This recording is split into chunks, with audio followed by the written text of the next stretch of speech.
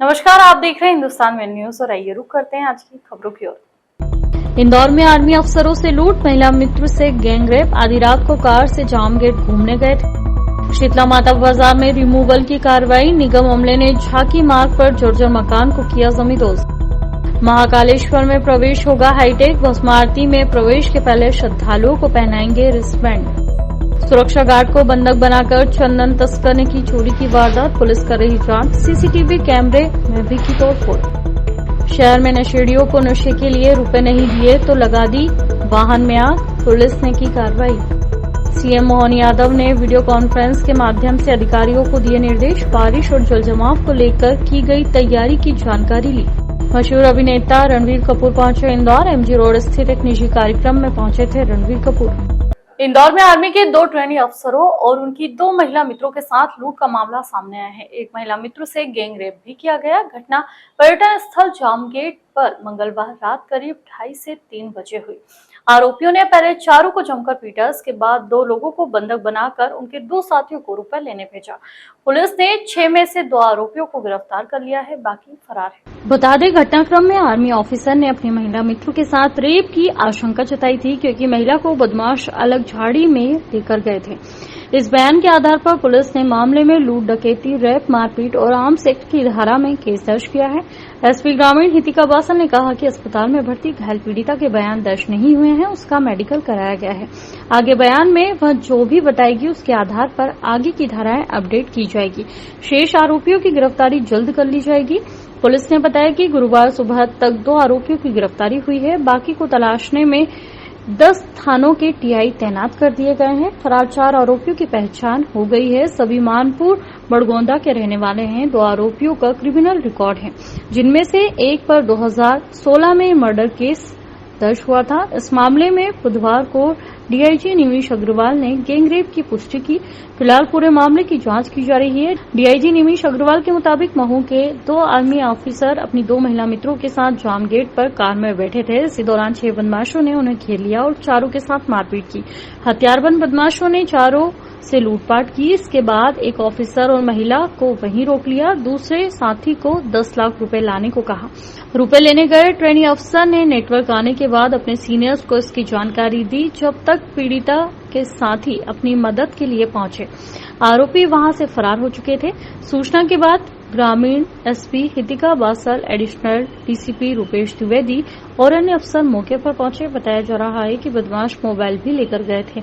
उनकी आखिरी लोकेशन बुरानिया गांव में मिली थी। पुलिस उनकी तलाश कर रही है और पुलिस ने चंद घंटों में ही इस पूरी वारदात का खुलासा भी किया है। 6 जो आरोपी हैं उनका नाम पुलिस के पास आ चुका है। 2 को गिरफ्तार भी कर लिया है और बाकी के लिए पुलिस टीम जो है वो लगातार लगी हुई है और उनको भी जल्दी गिरफ्तार कर।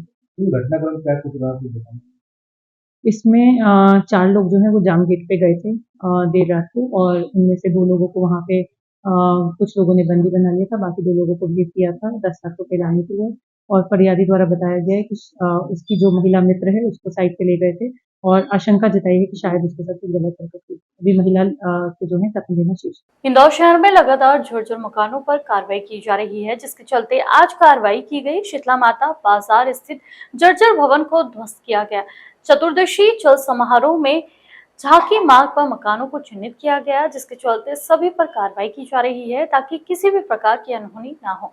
निगम द्वारा जोन 2 में खतरनाक और जर्जर मकानों पर रिमूवल कार्रवाई की गई।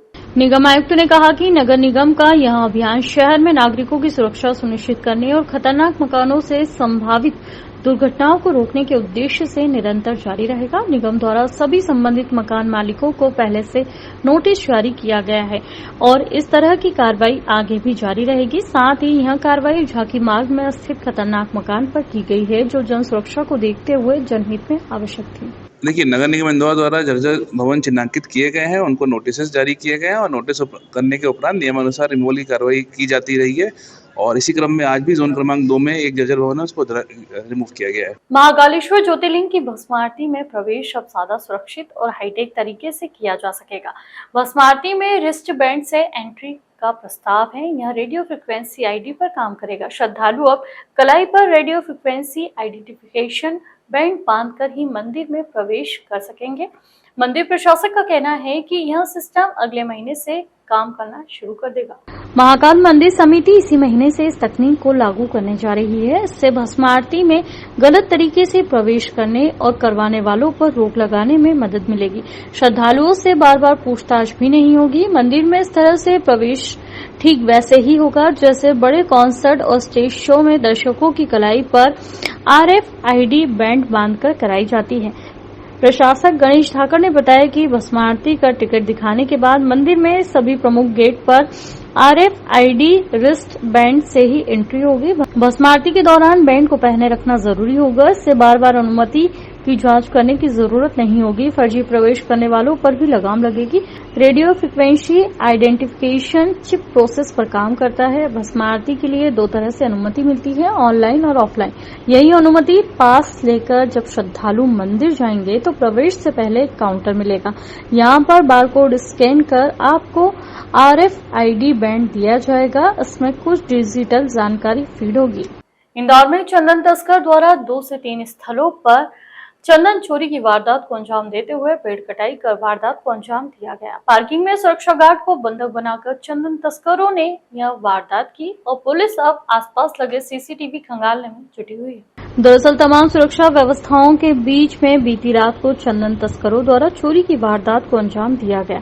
चंदन चोर पार्किंग में सुरक्षा गार्ड को बंधक बनाया और उसके बाद 2 से 3 पेड़ की कटाई कर चंदन लेकर फरार हो गए। तो वहीं सरकारी डॉक्टर के बंगले को भी निशाना बनाते हुए चंदन चोरों ने वहां पर लगे हुए चंदन के पेड़ की कटाई कर ले गए। दरअसल यह पहला मामला नहीं है। इससे पहले भी चंदन तस्करों द्वारा चंदन के पेड़ों को निशाना बनाकर चंदन चोरी की वारदात को अंजाम दिया गया है। फिलहाल पुलिस ने प्रकरण दर्ज कर जांच पड़ताल शुरू कर दी है। अभी तक की जानकारी में 2 पेड़ों की जानकारी आई है। एक चाचा नेहरू हॉस्पिटल के पास के कैंपस का है और एक वहीं पे जो बंगला है, D1 बंगला है, उसके अंदर से एक पेड़ चोरी होने की घटना संज्ञान में आई हुई है। शेष हमारी टीम वहाँ पर लगी हुई है, सारे साक्ष्य कलेक्ट कर रही है और जो भी आरोपी होंगे उनको जल्दी गिरफ्तार किया जाएगा। इंदौर में नशेड़ियों का आतंक लगातार बढ़ता हुआ नजर आ रहा है और इसी के तहत काम पर से घर लौट रहे युवक को रास्ते में रोककर शराबखोरी के लिए रुपए मांगने वाले बदमाशों ने मारपीट की वारदात को अंजाम देते हुए 2 पहिया वाहन में आगजनी की वारदात को अंजाम दिया।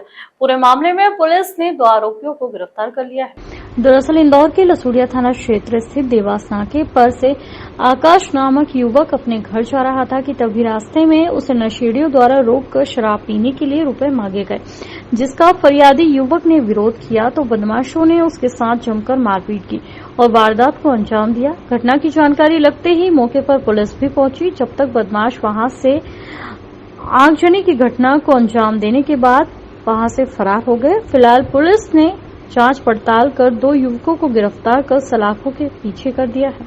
एक दिन पूर्व देवास नाका में एक घटनाक्रम हुआ था जिसमें फरियादियों के द्वारा बताया गया कि 2 अज्ञात व्यक्ति उनकी गाड़ी को रोकते हैं और उनसे नशा करने के लिए, शराब पीने के लिए पैसे वैसे मांगे जा रहे थे, जिसका मना करने के बाद वहां पर विवाद हो गया। आरोपियों के द्वारा उनकी गाड़ी का जो पेट्रोल टैंक है उसको खोल करके उसमें आग लगाई गई, जिससे वहां पर आगजनी की घटना भी सामने हुई। इसमें सूचना मिलते ही पुलिस तत्काल एक्शन में आई और मामला पंजीबद्ध किया गया।